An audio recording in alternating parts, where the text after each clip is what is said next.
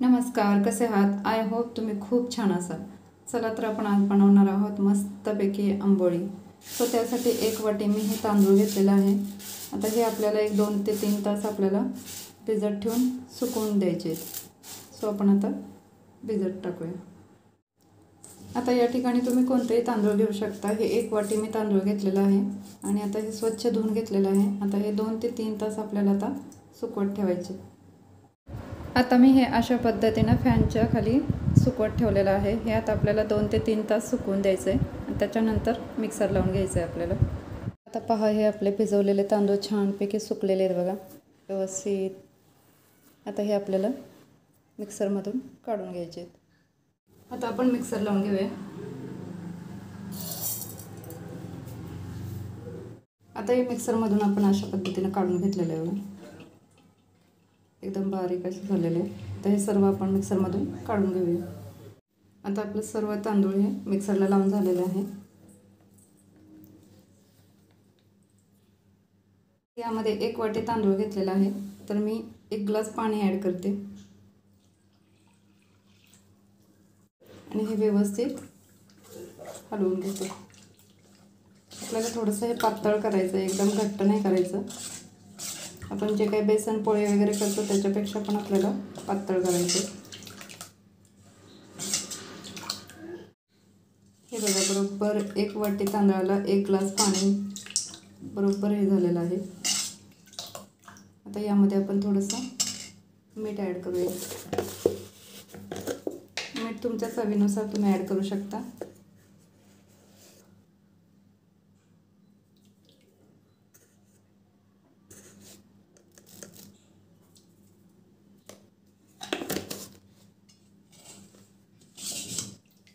आता हे आपण लगेच करायला घेणार आहोत. गॅसवर आपण आता पॅन ठेवूया. आता हे मस्तपैकी मी कपाणी वगैरे सोडणार आहे, कारण आपल्याला एकदम घ्यायचं आहे पीठ. त्यामुळे मी आता हे कपाणी वगैरे सोडणार आहे त्याच्यामध्ये, पॅनमध्ये.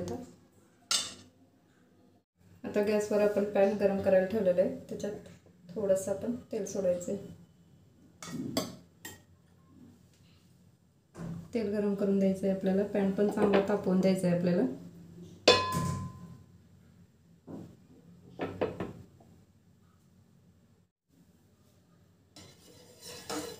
आता आपलं हे व्यवस्थित तापलेलं आहे. आता हे वाटी किंवा कप तुम्ही काही घेऊ शकता. व्यवस्थित आपल्याला हे हलवून घ्यायचं आहे. आता हे मी 1 कप घेतलेलं आहे. त्याच्यामध्ये आपल्याला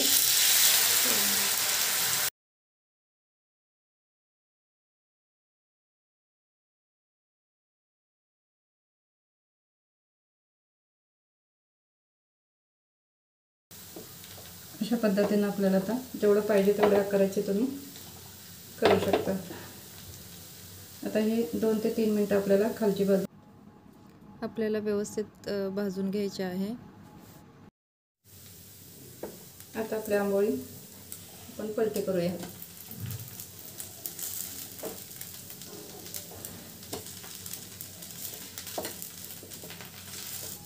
खालची बाजू व्यवस्थित भाजून घ्यायची आहे आपल्याला.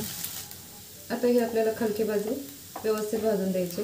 2 ते 3 मिनटं आपल्याला ही खालची बाजू पण भाजून घ्यायची.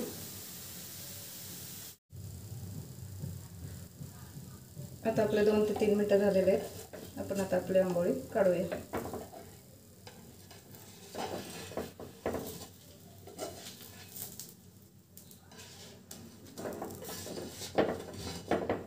अशा पद्धतीने ही आपली आंबोळी तयार झालेली आहे.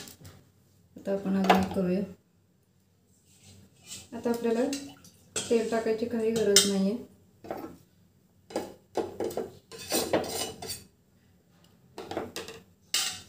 आपण आता थोडासा चमचा घेऊन वगैरे करूया. तर आपण अजून एक आंबोळी करून बघूया.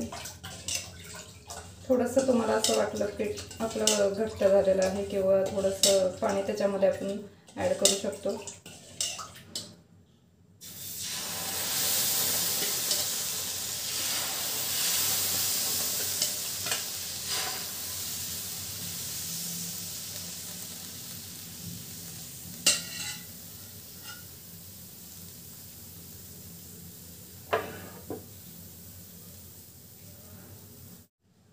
आता आपण पलटी करूया.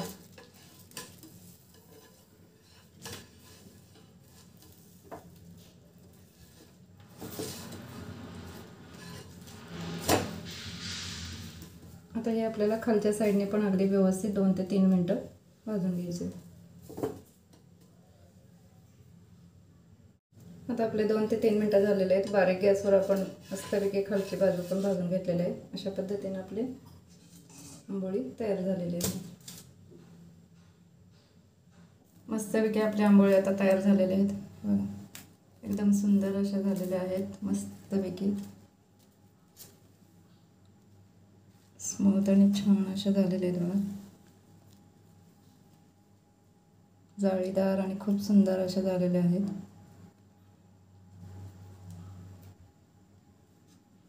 मस्तपैकी आपल्या आंबोळ्या तयार झालेल्या आहेत. ह्या आंबोळ्या तुम्ही मस्तपैकी सॉसबरोबर खाऊ शकता, बटाट्याच्या भाजीवर खाऊ शकता, किंवा एखादी चटणी, पुदिन्याची चटणी किंवा खोबऱ्याची चटणी यावरही छान लागते.